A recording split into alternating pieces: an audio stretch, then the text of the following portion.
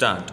The injunction application was contested by the defendant appellant by filing written statement pleading therein that he is owner and in possession over the suit property and the same was bequeathed in his favor by his maternal grandfather late Surya Prasad and the alleged will in favor of Srimati Kanti Sachan is forged and fictitious document.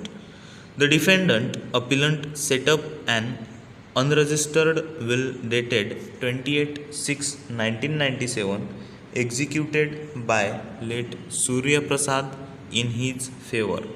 It was also alleged that Srimati Kanti Sachan had no right to get freehold deed executed in her favor and the sale deed, if any, has been executed in favor of the plaintiff respondent number 1, the same is illegal and ineffective. Para.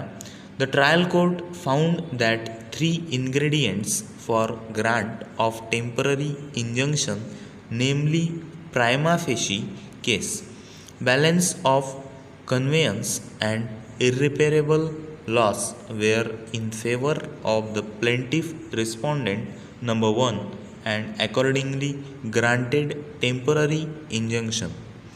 The court below further held that the plaintiff has a registered sale deed of the suit property in his favor and he has been able to trace the title of his vendor on the basis of a registered will deed and freehold deed, and thus the prima facie case was in his favor.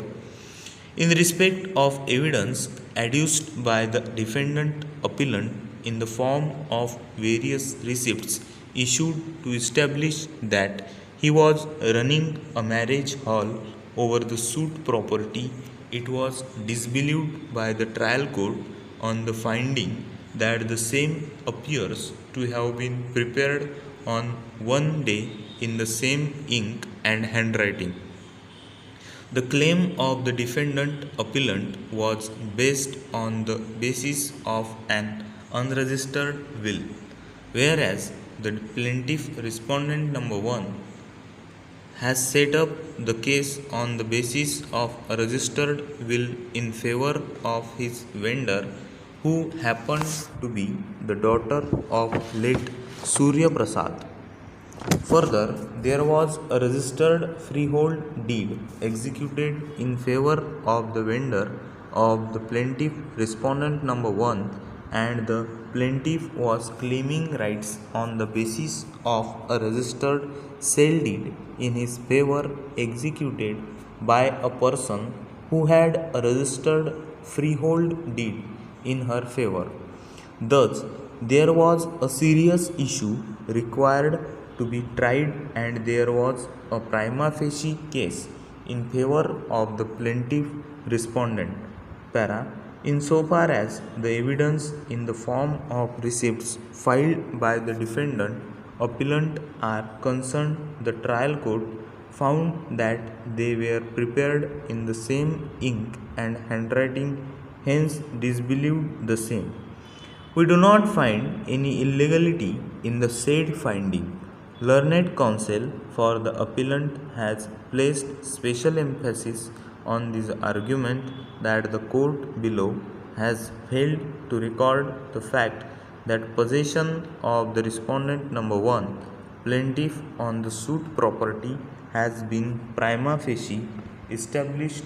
He submits further that a person who is not in possession cannot seek relief of injunction. Even then, the court below has granted temporary injunction in favor of the respondent number 1 / plaintiff. Over.